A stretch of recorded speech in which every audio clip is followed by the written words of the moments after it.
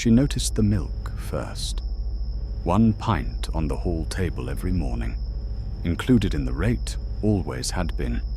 12 years of lodgers, and not one of them had left it untouched. The man before had drunk 2 pints a day. The student before him had taken 3 cups of tea before 9. The milk gone by noon. It was simply part of the arrangement. Part of what it meant to lodge at number 4, Church Lane, in the village of Dunstane Cross, Suffolk. Mr. Aldous never touched it. 3 weeks of full pints sitting on his side table. And when Margaret Hollis went in on Tuesdays to change the linen, he would have moved each one to the windowsill, still sealed, still cold, in a room with no refrigerator. And she would take it away and put a fresh one out, and he would move that one to the windowsill too. She told herself some people simply don't take milk. She told herself that for quite a long time. Margaret Hollis had lived in the village of Dunstane Cross for 61 of her 68 years. She had taken lodgers since her husband Gerald passed, not out of financial necessity, though the income didn't hurt, but because a house that size generates silence, and silence, she had learned, needs managing. You have to keep it to a reasonable size or it gets out ahead of you. 11 lodgers in 12 years. She knew the rhythms of someone living in her house, the sounds they make getting up, the particular way they use the stairs, the smell of whatever they cook at whatever hour they've decided is dinner time. She knew what a lodger looked like. Mr. Aldous did not look like a lodger. He arrived on a Tuesday in late September. Late in the season, most people looking for rooms come in summer or early spring, not autumn, when the light starts going by 4 in the afternoon and the lanes around the village turn to mud. He was standing at the gate when she came back up the path from the bins, standing very still, in the way of something that had been waiting for longer than it should have needed to. He was tall, thin in a way that seemed architectural rather than dietary. Not someone who had lost weight, but someone built without the usual allowance for it. He wore a dark coat, long collar turned up despite the warmth of that particular September. When they sat at the kitchen table, she noticed an unusual quality to his attention. He looked at things for slightly longer than was normal. Objects, corners of rooms, the junction of the wall and the ceiling, particularly, as if he were making a careful inventory of everything the space contained. He had references, 2 of them, typed on plain paper, addresses in Norfolk and, before that, Shropshire. He paid the first month in cash. He took the upstairs room overlooking the back garden, the room that had been empty since the previous lodger left in August. That was the first thing anyone should have asked more about. The previous lodger. Thomas Wren had lodged at number 4 for 7 months. 29 years old, quiet, worked remotely, ordered too many takeaways, was unfailingly polite about the Wi-Fi on rainy days. He had given 4 weeks written notice in July and told Margaret he'd found a flat in Ipswich, closer to his family. He collected his things on a Saturday, shook her hand at the door, and that was that. There was no reason to think anything of it. The reason Margaret Hollis began to think something of it was a letter. It arrived in October, 6 weeks after Mr. Aldous moved in. Handwritten envelope, addressed to Mr. T. Wren at Church Lane. She wrote not at this address, returned to sender on the front, and left it on the hall table, intending to post it back the following morning. Mr. Aldous came downstairs very late that night. When she came down in the morning, the letter was gone. It was not in the post box, not in the kitchen, not the porch, not the recycling. She had not posted it. No one else had a key to the front door. She told herself she must have misremembered. She told herself she had perhaps already sent it on and forgotten. She went to the window and looked out at the garden and tried very hard to believe herself. The packages began arriving in October. Small ones. Always the same size, the dimensions of a shoebox, wrapped not in courier packaging, but in brown paper, tied with string, the way parcels used to be sent before everything became plastic and barcodes. No company name. The return address, when Margaret looked, and she had begun looking at things by then, was a P.O. box in a town in the East Midlands she didn't recognize. They came at odd hours, not with the regular post, late afternoon at the earliest, early evening sometimes. Once, and she knows this because she is a light sleeper, and her front gate has a particular sound, at 20 past midnight. She never saw who delivered them. She went to the window once, when she heard the gate at an hour she shouldn't have been awake for. She was in time to see the package on the step. She was not in time to see anything moving away from it. The lane outside number 4 runs straight for 200 meters in both directions. The moon was up that night, clear visibility. The lane was empty. No car, no footsteps fading. Nothing. She stood at the cold window in the dark and felt something she hadn't felt in 9 years of managing alone. She felt watched. There are things about a lodger you understand quickly without being told, whether they are a morning person or an evening one, whether they are the kind of person who fills the space of a house or retreats from it. Mr. Aldous retreated from it. In 6 weeks of lodging, Margaret heard him on the stairs 11 times. She had begun counting in October. 11 times in 6 weeks, always at night, always after she had gone up, moving with a slowness and care that was less like the considerate quietness of a lodger trying not to disturb, and more like deliberateness, like something moving at the speed it chose to move rather than the speed a person moves. He did not use the kitchen, not rarely, not sparingly. There was no evidence, in 6 weeks, that he had used it at all. The hob was as she'd left it. The bin had nothing of his in it. The fridge contained nothing of his. The cups on the shelf were in the same position every Tuesday. She began leaving things in very specific positions. A cup turned 2 degrees from handle forward. A chair angled a fraction from the table. Small calibrations, things she could check. He did not eat. This is not a figure of speech. Across 6 weeks of careful and increasingly methodical observation, there was no evidence that Mr. Aldous consumed anything at all. She told herself he ate out. She told herself he was one of those people who exist on very little and in private ways. She told herself all of this with the steady practicality of a woman who has managed things alone for 9 years. Then she found what was in the packages. She did not open a package addressed to Mr. Aldous.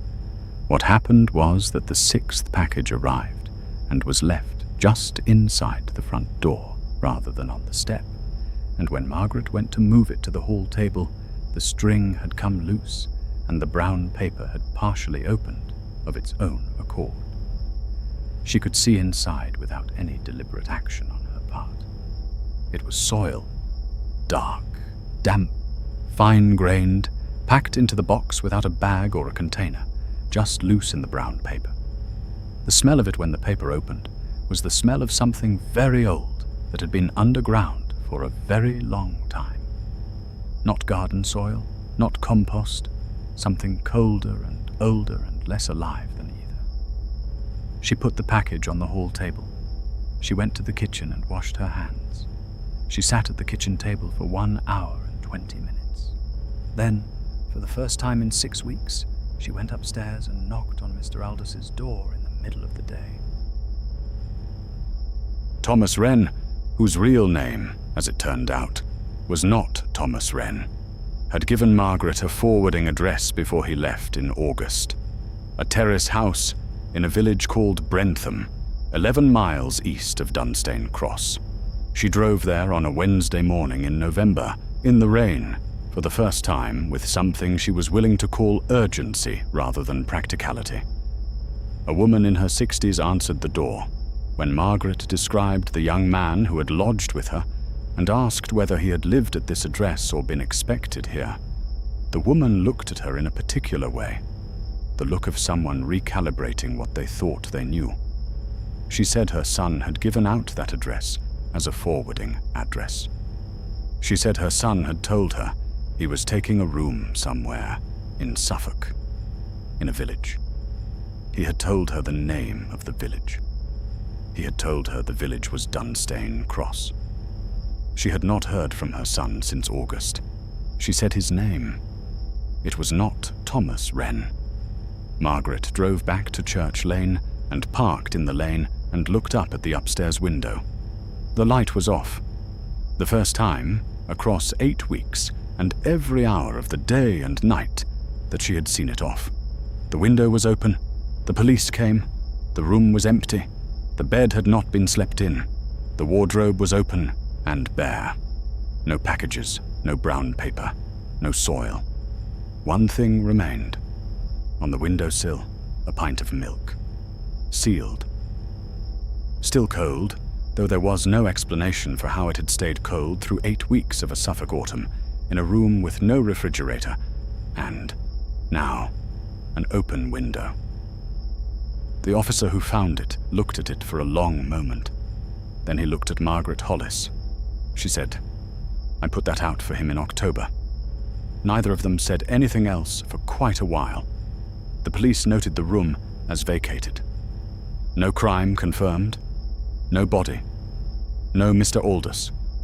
No explanation for the open window above a 16-foot drop to a garden that showed, when they looked, no marks in the soil below. Nothing that had landed. Nothing that had climbed. Whatever had been in that room had not left through the door. In the months that followed, Margaret Hollis made inquiries of her own, quietly, practically, with the steady, methodical persistence of a woman who has learned that problems do not resolve themselves simply because you would prefer them to. She found a letting agent in Lincolnshire who had a flagged file for non-payment from a D. Aldous, 2016. The landlord of that property had reported a previous tenant missing 2 months before Aldous arrived. She found a death notice in a Norfolk local paper from 2021. Natural causes. A man living alone. No family listed. The name in the notice, D. Aldous. She found, after a great deal of careful research into the derelict farmhouse in Shropshire and the tenant who had died there in 2019, the one whose name matched her lodger's, a detail that the original report had noted and then apparently set aside. At the time of discovery, the tenant had been dead for an estimated 6 weeks. The pathologist's report noted this was consistent with the physical evidence in all respects. Except one. The milk on the kitchen table was fresh. Every witness to Mr. Aldous, the postman who remembered signing nothing but seeing someone take a package from the step, the neighbor who glimpsed him once in the back garden, standing in the rain without appearing to notice the rain, described the same quality. The word they reached for, without coordination, without having spoken to one another, was the same word. Wrong. Not frightening.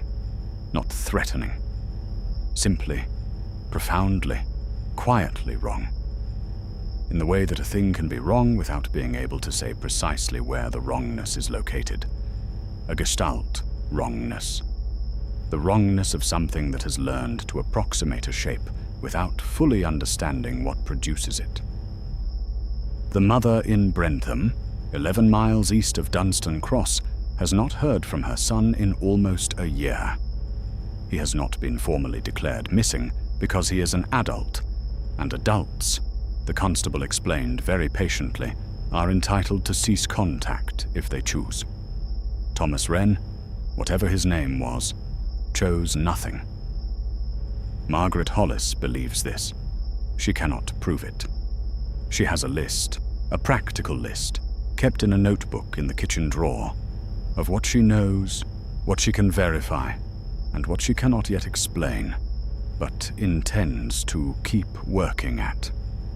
The last line of the list, underlined once in the manner of a practical woman who does not want to lose track of something important, reads, "He knew the room was available before I told anyone it was.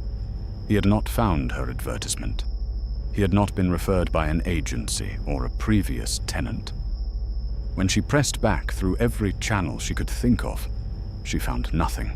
No source, no trail, no explanation for how a man with a dead man's name and references that led to derelict buildings and archived obituaries had arrived at her gate on a Tuesday in late September and known with absolute certainty that the room upstairs was free, unless he was the reason it was free, unless that was the arrangement. Not the arrangement between a landlady and a lodger, the other one, the older one, the one that nobody writes down. Something arrives, something makes a vacancy, something moves in, and when it's finished, something moves on. The room at number 4, Church Lane, is let again. A postgraduate student, sensible, takes her milk before 9, footsteps on the stairs exactly as footsteps should sound, door closed at a reasonable hour with the light off by 11. Margaret checks on the milk every morning. She tells herself it's habit. She does not entirely believe herself. But it is, she will tell you if you ask, a very practical thing to check.